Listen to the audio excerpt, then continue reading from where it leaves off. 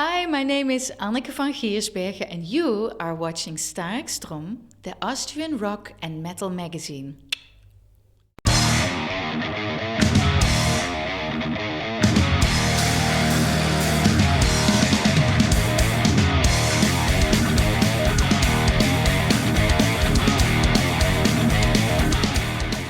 Well, nice to have you here, Anneke. You're on tour alone with your solo program, a solo record. It's called The Darkest Skies Are the Brightest. Tell me a little bit, how did it come to this record, which sounds a little bit, I don't know, depressive, but at the same time it sounds a little bit positive, right? Exactly, and I think that's what my music mostly is about, you know. There's the dark side of life and there's the light and positive side of life, and I try always to combine these two things that we all feel and experience in life, to combine them in music. And this album, you know, it just, like a few years ago, things weren't going really well in my life, in certain areas, also in my married life. And I found I wanted to make a metal album, like the second Wirren album, right away. Because I wanted to, you know, tour more with the band and, you know, build up and all. And whenever I was writing, something completely different came out, like softer songs, like more dark songs, romantic songs. So I figured, why not just release this music? And it is such a true and honest album. It is, yes. And so here we are, like a few years later, right? And a lot has happened, and everything, you know, in my life also was, you know, is better. Yeah. So that's great. And I'm really happy to tour, man, after COVID and everything. So did the album help to improve your private life as well? I think it always does, yeah. When you're happy and you write happy songs, it's good because, you know, you put the energy in this positive feeling. But if you're sad or if you have trouble and you write about it, it's kind of therapy, you know. You kind of write it off, and sometimes you read back a lyric and you're like, oh, now I understand what I'm feeling. It's so strange. It's like, but people who write a diary or something like, or make other forms of art or whatever, they know what I mean. You know, it's like you kind of solve things by just talking about it to yourself in a form of a song. And the nice thing is that a lot of other people kind of understand it, you know, because a lot of people are going through the same thing. And I thought, because it was COVID time, I thought, who wants to hear about my trouble? Because there is so much going on, and still. But a lot of people said, like, yeah, I get it, you know, and I have the same things going on in my life, and that was just nice, you know. Yeah, I think many people, they made through a little dark time in the last 2.5 years with the pandemic or something else, I don't know. Yeah. And you wrote the album in a little secluded cabin, right? Yeah. And you went there just to be completely on your own. Yeah. Was it good to be with yourself after all those years raising a child and everything like that, to be on your own with yourself? Yeah. Well, yeah, absolutely. It's good for writing music to be by yourself because there's no distractions. And in these days, when you're on tour, you're also a lot by yourself. Even if you're with a band and a big crew and everything, in the hotel reporters. Yeah. in the hotel room, there's a lot of time in the day you're really completely by yourself. And I like it. And I like writing songs on the hotel rooms and everything. But in these days, actually my husband said, why don't you just go away? Just here, a week there, so not for a long time, but just a few days here, just a few days there, concentrate, just write, and then everything will be fine, you know. Once you get rolling and you create the music, you become more happy, and I did, you know. So he was right. He's always right. I hate to say it. Yeah. So do you think everybody has to go through some darker patches in life just to realize the good ones that are the most ones, I hope? Yeah, I'm afraid so. I think I think in any, like some people are in big trouble in their lives. Some people just a small patch of trouble or stuff that they have to think about, have to solve in their own life. And me too. I think you get the chance to think about who you are and how you approach a difficult situation. And you learn about yourself, you learn about life, you learn about the people around you. And in the end, it's always a chance to grow. If there's nothing going on in your life, I don't think you can feel happy. That's boring, right? I think so. There's no action. No, no, and I know a lot of people who are going from do a lot of things to to get energy, like going to concerts or going to and try to avoid the darkness in their life. No? Try to avoid thinking deeply about themselves or about life or love or afraid to love deeply because just avoid the bright sides, right? Yeah, and to avoid the dark side, but then you avoid the bright side as well, you know. But I don't like the difficult times, man. When I have difficult moments, I always think, okay, so how am I going to get out of this as fast as I can? And the answer is to take the time and take a look deep inside your heart, you know, and see how to approach it and learn from the situation. But yeah, it can be tricky, man. Yeah. So to go to a brighter side now, you're touring on your own, without any band, just you. And this is a very intimate setting, right? Yeah. And so what's better for you, to be alone on your own on the stage, or to have like a backing band there? Because you can make mistakes more, and nobody hears it. Yeah. But when you're on your own, you just you have to be perfect. Yeah. And I never am, you know. I'm a human being. I make mistakes all the time, in life and in music. But I guess that's fine. But I like to answer your question. I like both equally. I like to be on my own, so it's very intimate, very personal, and I can do whatever I want. You know, I can tell a story, I can skip a song, I can add a song to my set list. I can tell a joke, I can react to the people, and my solo acoustic show is very eclectic. So I do my own stuff, and I do the songs that I've worked with other people like Arian and Devin Townsend and so on.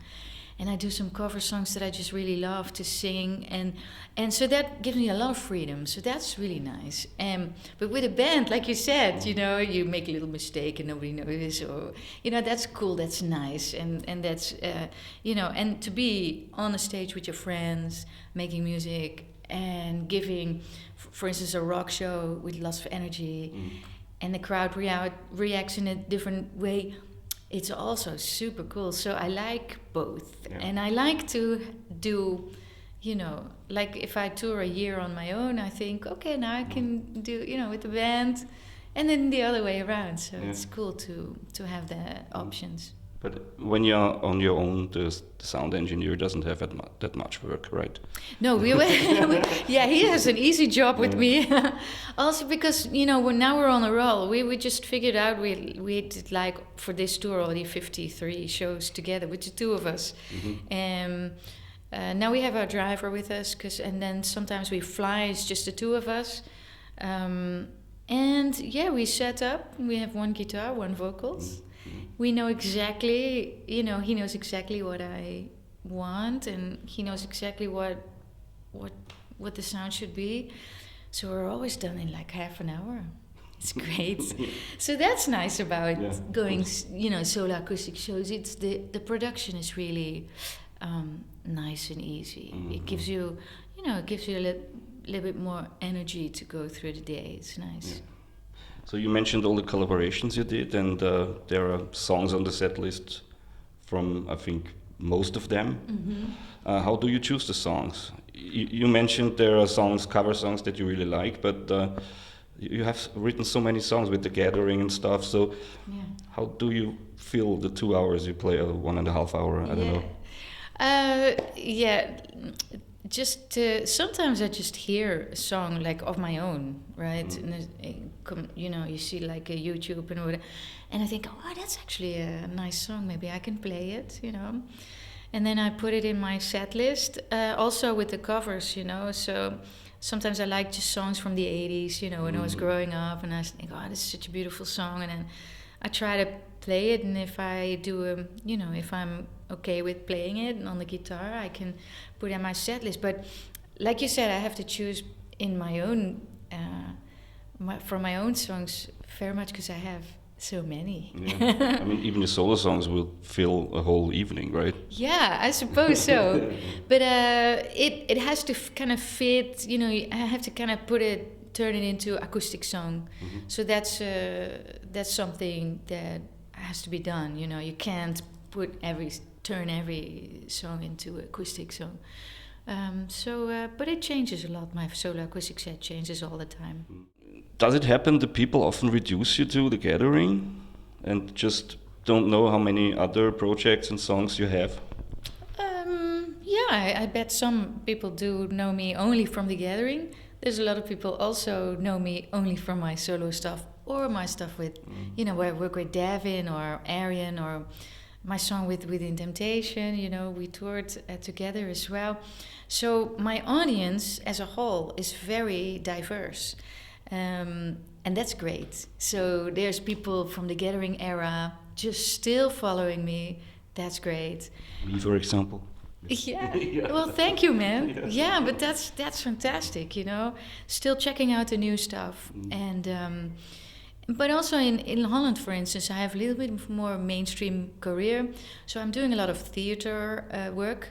So people who go there to go to the theater for my music, they don't really know all the metal stuff. They just discovered me on television or with somebody else, and so sometimes they go to a metal show, and they're like, holy shit, this is something completely different, and that's so cool because the audience meet each other there. They see the theater people meet, the metal crowd, they mingle, right? Yeah, they mingle and they get along, and it's that. I love it, I love it because it's all music, and it's a matter of taste, of course, but in the end, it's just, being together, enjoying a night out and enjoying good music, and that's what I'm all about. So, yeah, it's so cool that all these different people kind of come together in a show. Yeah.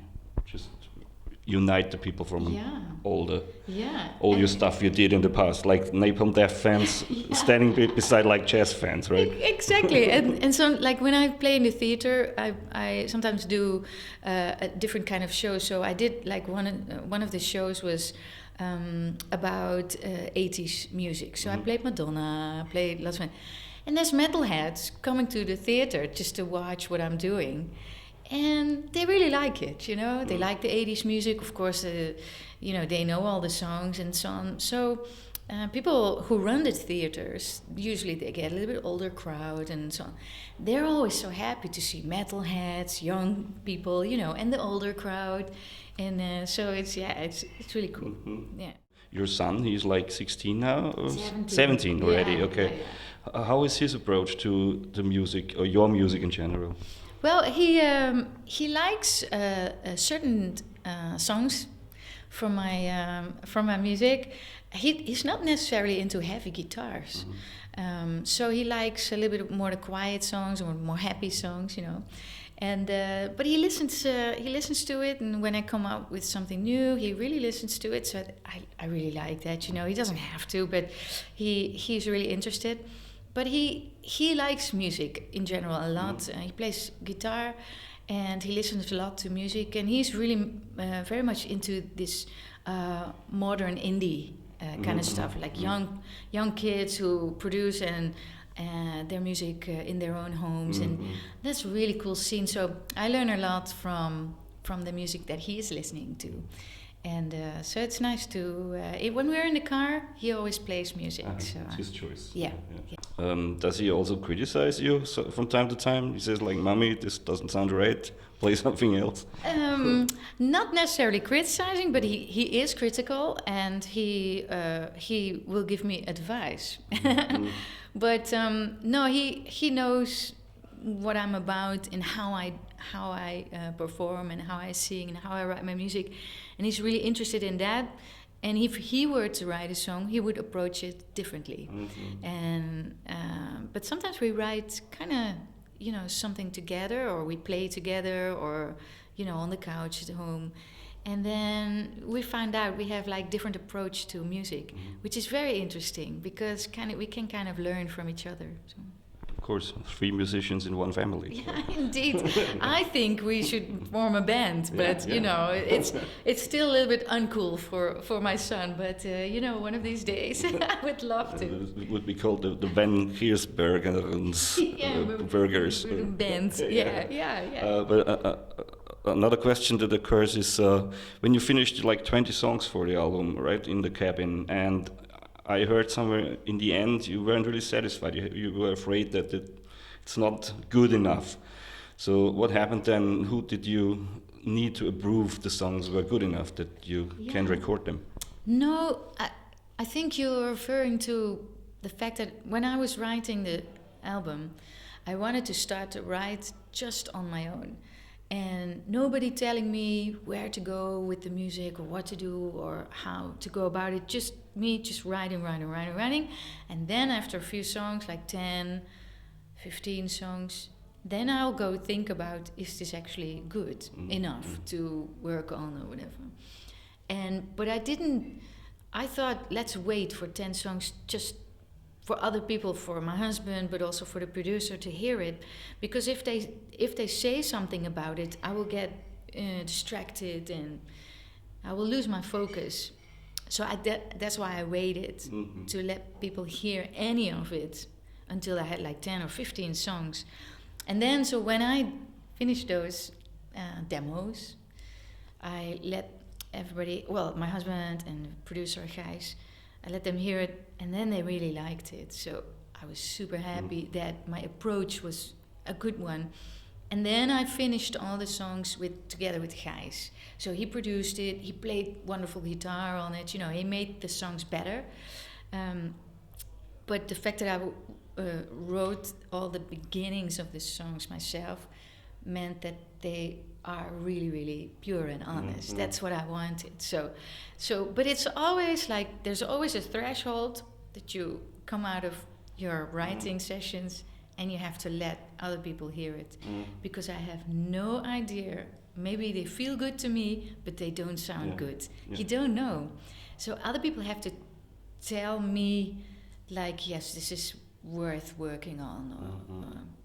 So the live audience as well is approving of your songs, I guess. Yeah. And the feedback comes and the applause and everything. Yeah, it's great. And the nice thing is when you play live, the song develops as well. There's little bits and pieces that kind of come in the song that because of playing live, and because of how the audience reacts to it, and sometimes song becomes a little bit longer or a little bit shorter, or you do something else with your voice, and I like that about playing live. I never listen back to my recordings. I love playing live and then really develop, The dynamic is great when you play live, and as you said, you can work with the audience, you can improvise and stuff like that. So we're looking really forward for the concert tonight, and hope there many people show up here tonight. And is there anything you wanted to say to our audience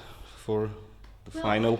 I think it's been a couple of years since I've been here, and also kind of in Eastern Europe, which is a great place in general, and obviously Bratislava to play in. But I'm from Vienna, so maybe... I'm from Vienna. You are? Yeah. Oh Bratislava is a great place, guys, out there, but it is. Oh yeah, I didn't know. Well, Vienna is also really nice. Beautiful church. No. But I mean it. People here are very warm-hearted, and they're very open to art and music, and also to rock and metal and dark music.